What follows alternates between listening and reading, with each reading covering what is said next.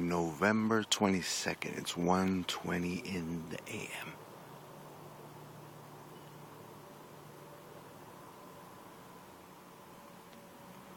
The sounds are still going.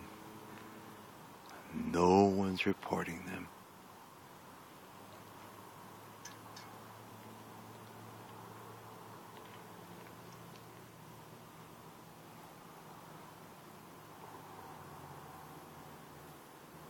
I've written to a news station, but there's no response.